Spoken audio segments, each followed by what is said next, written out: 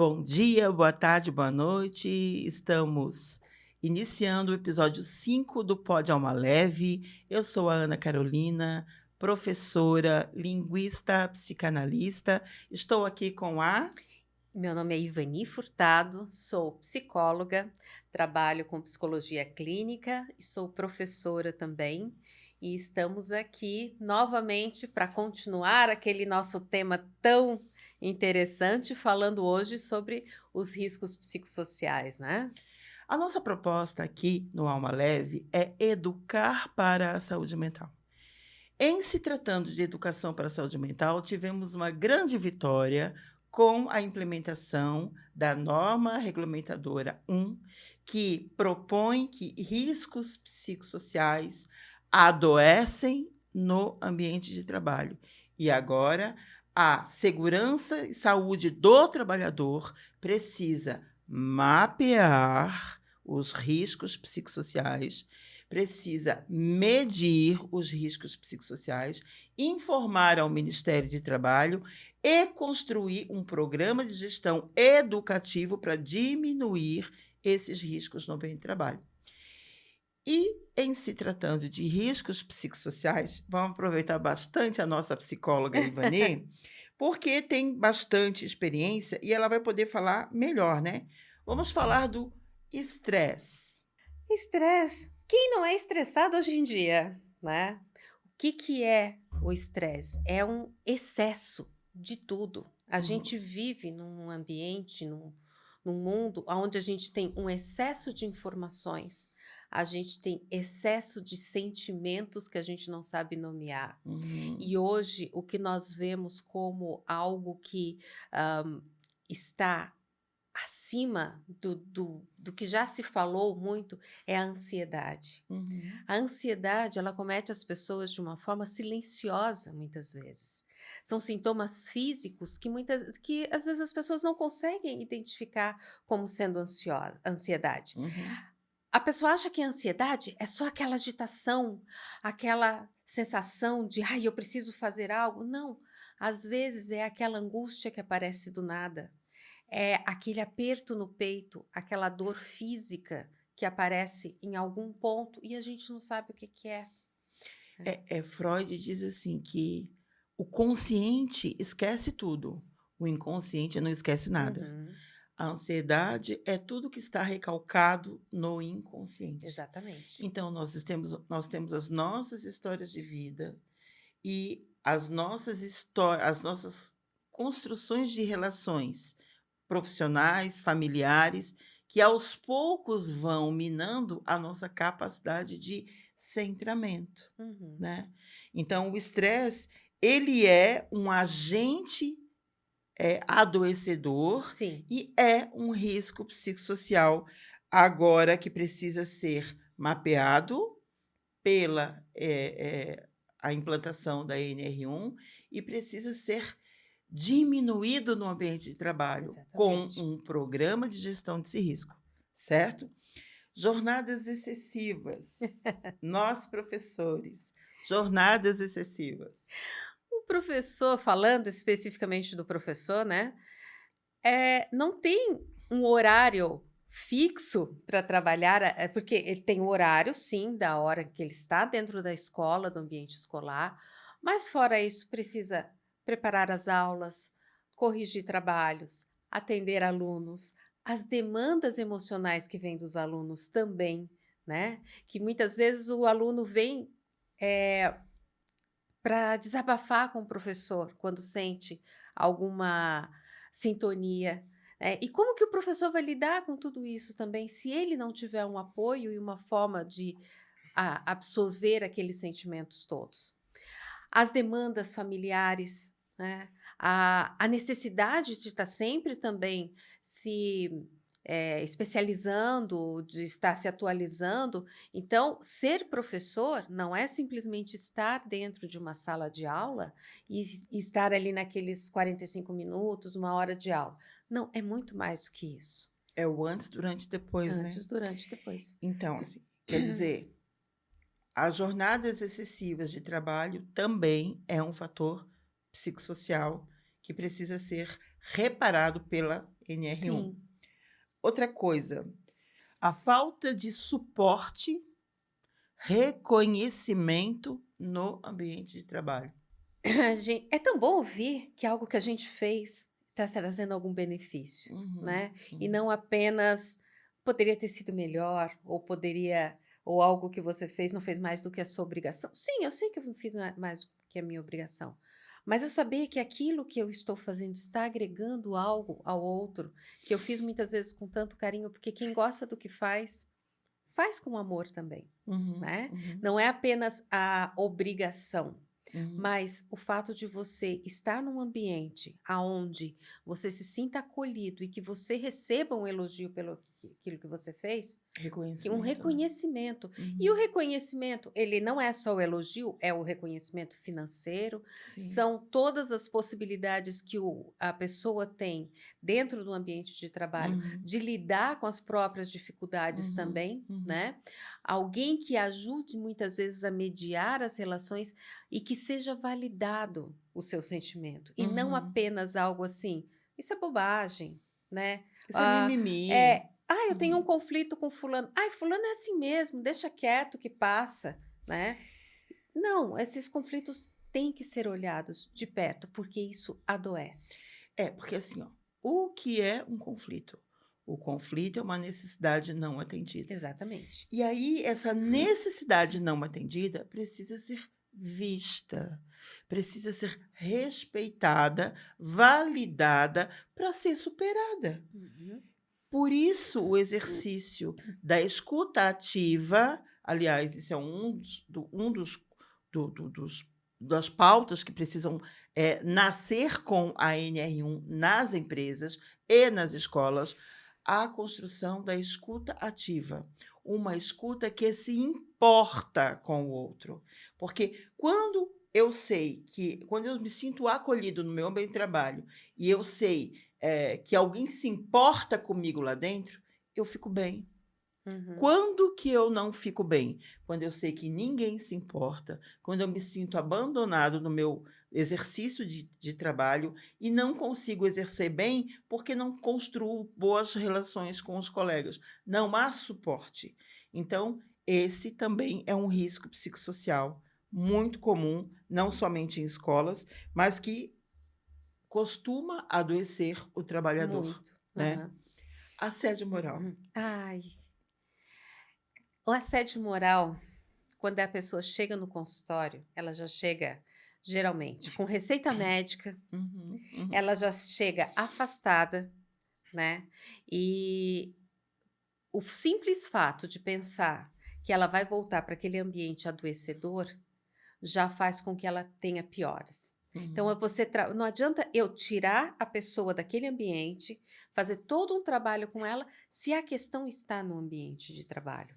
É, e É. e aí, pensando aqui especificamente em professores, claro que qualquer profissão em qualquer empresa, mas pensando em professores, eh, é muito comum o professor viver o assédio e nem saber que está vivendo o assédio. Uhum, "Ah, eu não suporto aquela supervisora porque ela pega no meu pé", às vezes nem pega no pé, mas a pessoa sente assim. uhum, Então, ela muda de escola, ela, muda de setor, ela sai de sala de aula, ela adoece e ela não quer mais voltar para aquele ambiente.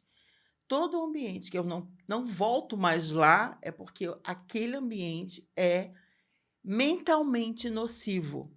uhum, A NR1, ela é a proposta legal para acabar com comportamentos nocivos no ambiente de trabalho, uhum. né. Então o assédio moral, ele abre as portas para o mal-estar docente. E o mal-estar docente é uma realidade que o professor não conhece, mas que é uma linha de trabalho da medicina do trabalho Uhum, e da psiquiatria, de pesquisa que mostra por que é que o professor vai adoecendo na escola, uhum. né. E claro, em todos os ambientes de trabalho existe adoecimento mental, Sim. sobretudo pós-pandemia, Uhum. né. Mas, para falar de assédio moral, vou repetir, procurem acompanhar o trabalho da professora Luciana Baruch, da doutora Luciana Baruch, que vai explicar detalhadamente o que que é o assédio moral, o que que é o assédio organizacional, ou seja, quando a cultura da empresa ou da escola é de assediar alguém, Uhum. que existe isso também, Sim. né?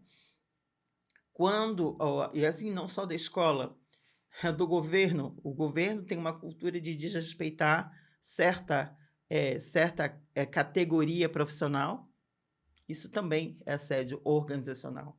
Então, o assédio organizacional, o assédio moral, o assédio sexual, Uhum. que hoje está mais. As pessoas têm mais facilidade de conseguir provar, porque pode filmar. Mas quantas mulheres já passaram por isso e não tinha nenhuma, né, É. algo que garantisse, né?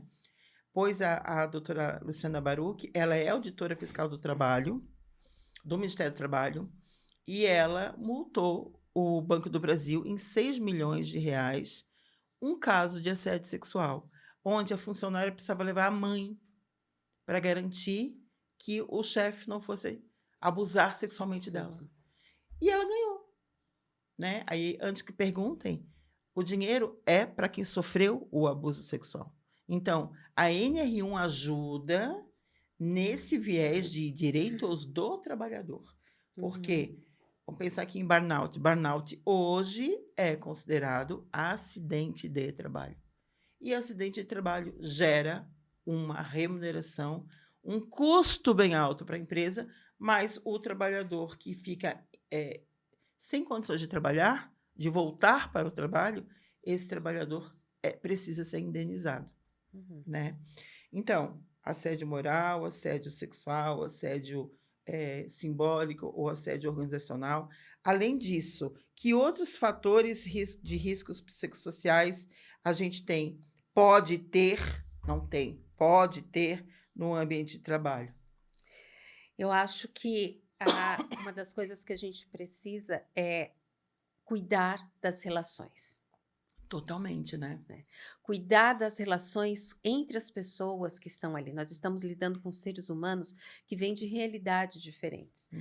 A gente fala muito em relação à escola, sobre bullying, sobre toda essa situação. Nossa, e se fala demais. Uhum. Mas o que acontece dentro do ambiente de trabalho, que é nomeado como assédio moral, né? Uhum. Às vezes é uma pessoa que ela se torna o centro de toda a frustração De todo um de todo o grupo. grupo. É. Ah, é aquele, é o esquisito. Uhum. É que ele começa a dar apelidinho. Ah, essa pessoa é desequilibrada, Uhum. né? Uhum. As fofoquinhas, às vezes, de repente, que isso vai fazendo com que a pessoa se sinta, mesmo que ela tenha problemas mesmo, né? Esses problemas têm que ser tratados. E não Assim, se ó, tornar o foco de ter, toda a frustração do grupo. adoecer não é crime. Não. Cometer bullying é, Uhum.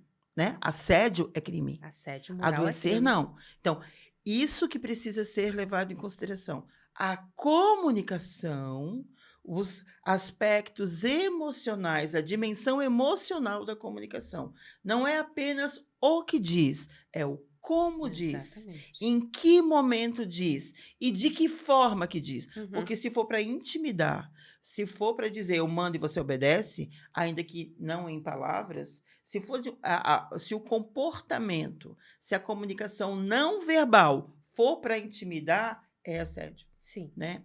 E você falando uma coisa muito importante, Ivani, muito importante, a fofoca. Uhum. Fofoca, gente, é um agente adoecedor. Porque ninguém tem segurança psicológica num ambiente onde a fofoca é maior do que a comunicação oficial. Uhum. Então, se qualquer pessoa pode chegar no gestor, falar o que quiser para puxar o tapete de alguém, e isso acontece no ambiente de trabalho, Muito. isso é, com certeza, um ambiente mentalmente nocivo. Quando eu estudei sobre a comunicação e comportamento organizacional na pós-graduação de gestão de pessoas, eu utilizei 2 livros da literatura como base para estudar a traição. Eu usei o Otelo, do Uhum. Shakespeare. Aprendi o Shakespeare contigo, né, Ivani? Amar o Shakespeare, que é o estudo do comportamento humano Uhum. maravilhoso. e de Alexandre Dumas, O Conde de Monte Cristo. Uhum. Os 2 casos são casos de assédio moral. Não se tinha esse nome nesse tempo, né, na Uhum. escrita do Otelo e nem do Alexandre Dumas, mas eu que venho da literatura, venho da linguística, venho do mundo das letras para o universo do corporativo, da educação corporativa, utilizei esses 2 livros. No Otelo, o Iago, que significa traição, o nome Iago Uhum. significa traição, tá, gente? Eh, o Iago, ele calculava num tabuleiro de xadrez quem que ele ia derrubar, caluniando no ambiente de trabalho.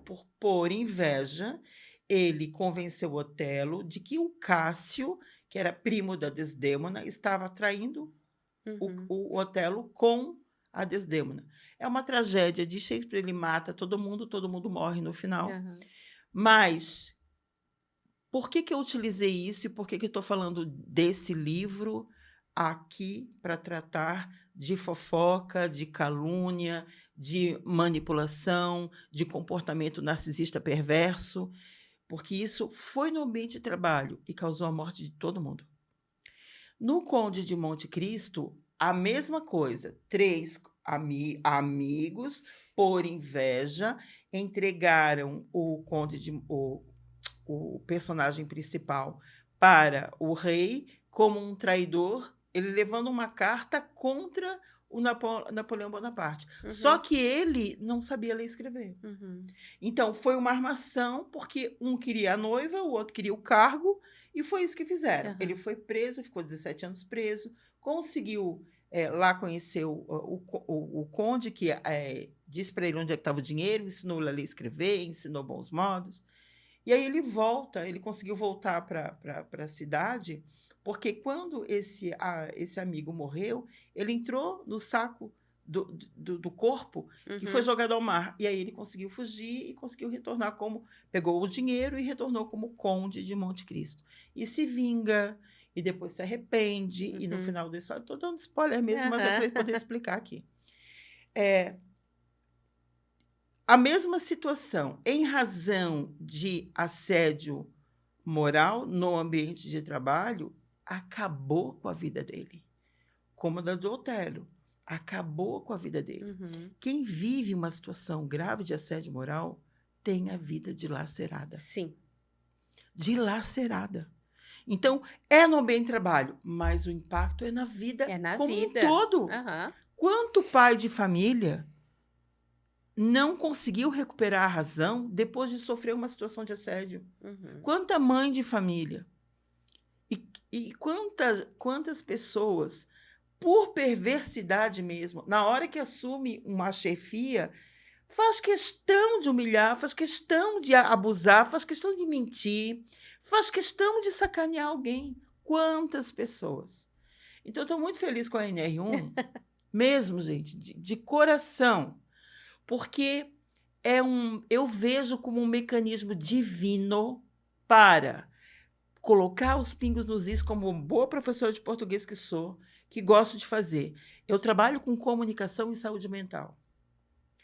Eu vejo com muita esperança a NR1 para, de fato, poder trabalhar a diluição desses riscos psicossociais que a gente tem no ambiente de trabalho. A fofoca, gente, um gestor que toma decisões à base do "me disseram que", desculpa, não merece respeito nenhum. Uhum. Não. Isso acontece de uma forma perversa mesmo, né? Exatamente. E a pessoa, se ela já traz alguma questão de ansiedade ou algum outro comprometimento, aquilo ali só vai aumentar, vai potencializar o que ela já tem. E aí, ai, não, fulana é sensível demais. Hum, Ai, meu Deus, não pode falar nada porque ela fica chateada. Claro, existem coisas que magoam, que chateiam mesmo. é. E se eu sei que algo vai te chatear, por que que eu vou te dizer? Ou de repente, se eu não sei, mas eu te digo e acabo entendendo, puxa, isso aqui te chateou, me desculpe, eu não era a minha intenção, e nós resolvemos a nossa situação ali, acabou. Mas se eu sei que aquilo vai te fazer mal e eu fico continuando, eu continuo na mesma tecla, eu continuo alfinetando, eu continuo fazendo para te ver mal, né? Meu compromisso é com ferrar a tua vida, né? Não é com a... Exatamente.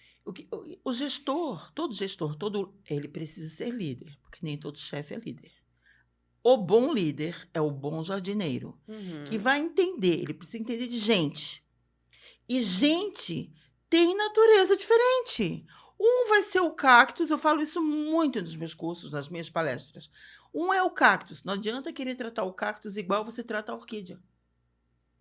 É diferente. Um vai ser palmeira, um vai ser cactus. E o jardim que vai ficar bonito se você souber respeitar o cactus na natureza dele.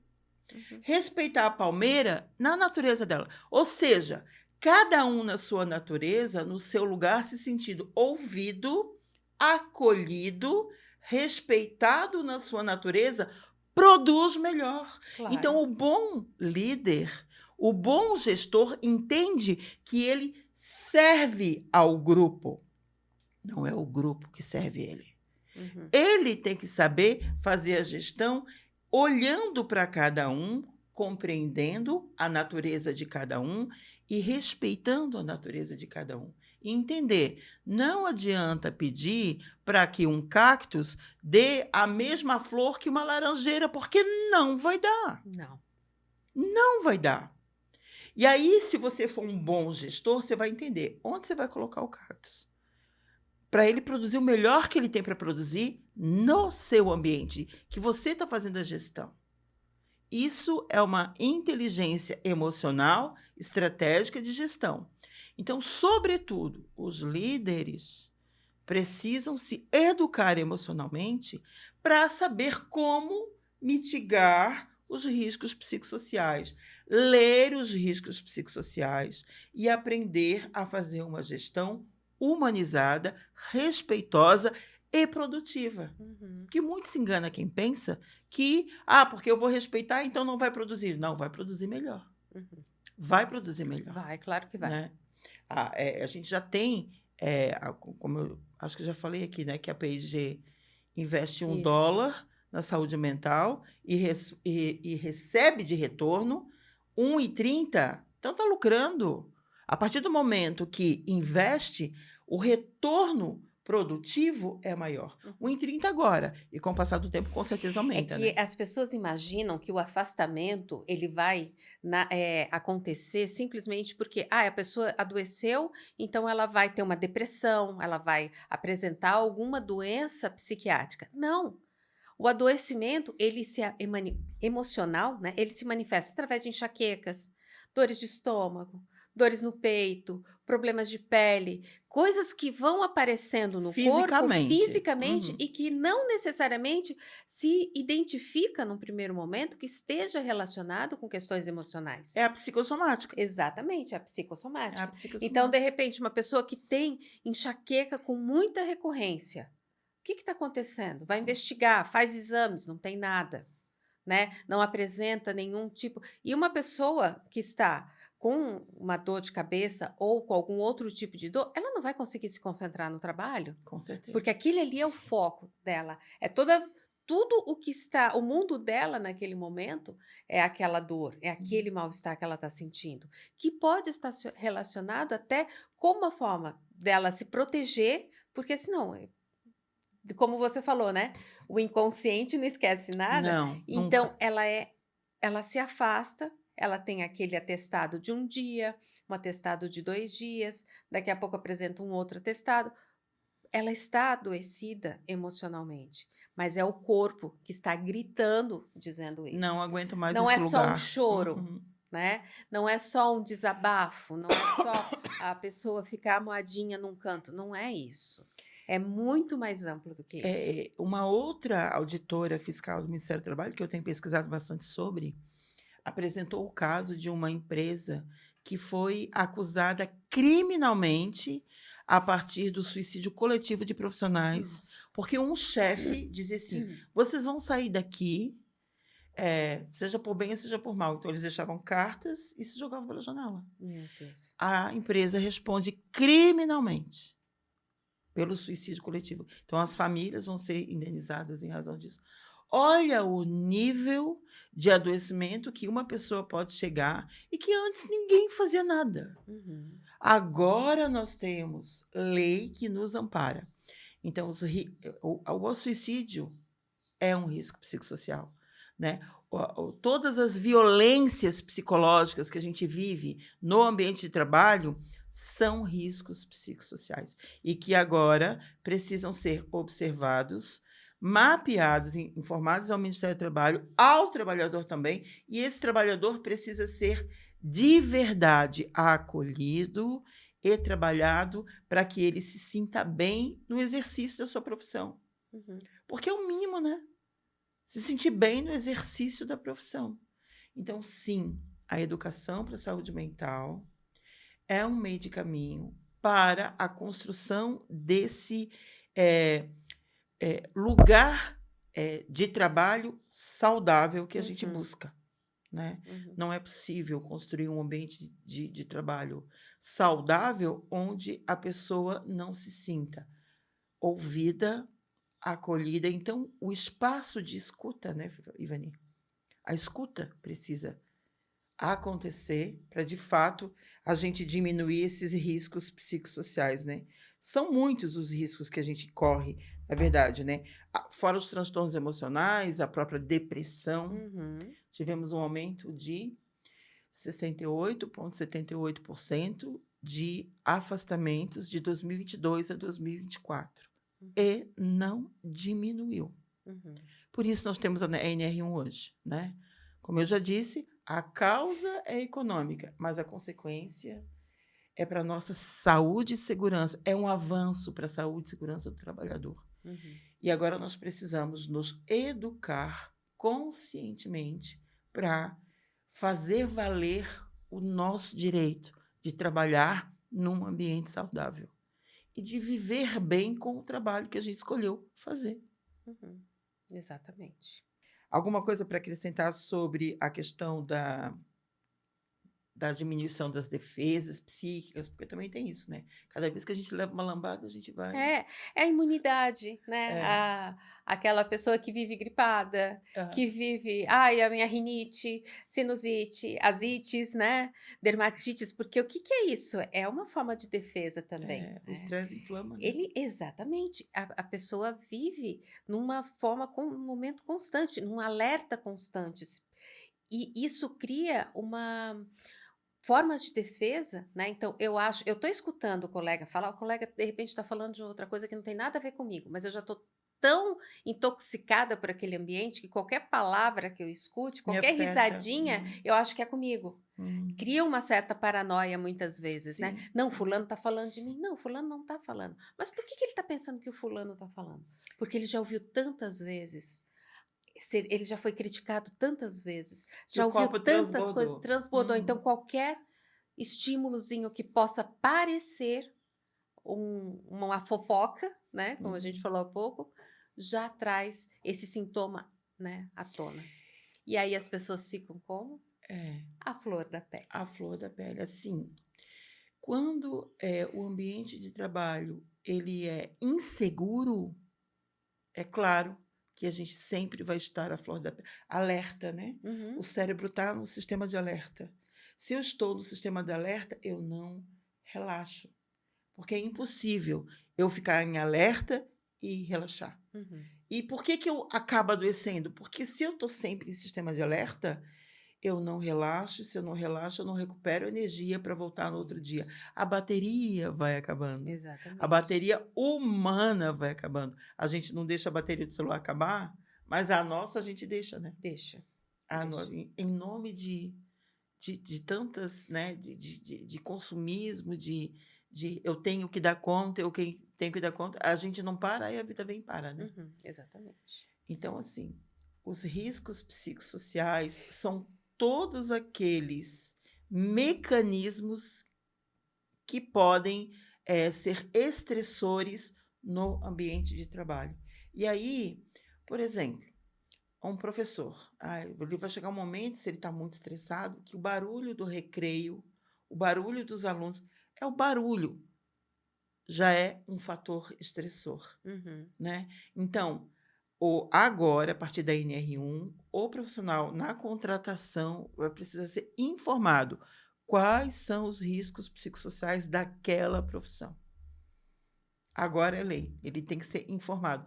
E qual é o mecanismo, qual é o programa de gestão de risco que aquela instituição está elaborando para que esse profissional, olha, aqui vai ter muito barulho, mas não se preocupe, porque a gente tem um programa de desenvolvimento aqui para diminuir o som, para que o professor possa descansar uma sala à prova de som, onde ele possa de verdade descansar e depois poder voltar no ambiente da escola. Estou aqui Uhum. falando uma possibilidade, né? Mas estamos falando de uma construção de um mundo mais humano, na recepção do trabalhador que chega com vontade de trabalhar e vai sendo sugado, sugado, sugado, sugado, ao ponto de não conseguir mais, Uhum. né? Não conseguir.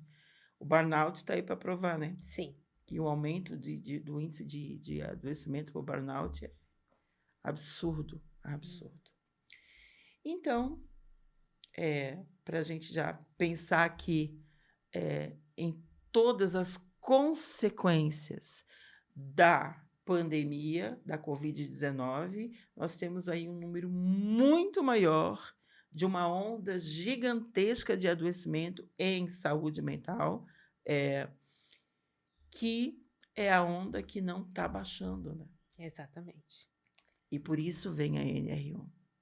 Ela não está baixando porque o adoecimento ele vem se arrastando, arrastando. Os riscos psicossociais vêm se arrastando, se arrastando. E vão explodir onde? No ambiente de trabalho. Uhum. Né? De que escola é delegacia, né? Que escola é delegacia. Tudo acontece em escola. Bom, gente, falamos então sobre os riscos psicossociais e no próximo bloco nós vamos tratar sobre a flor da pele.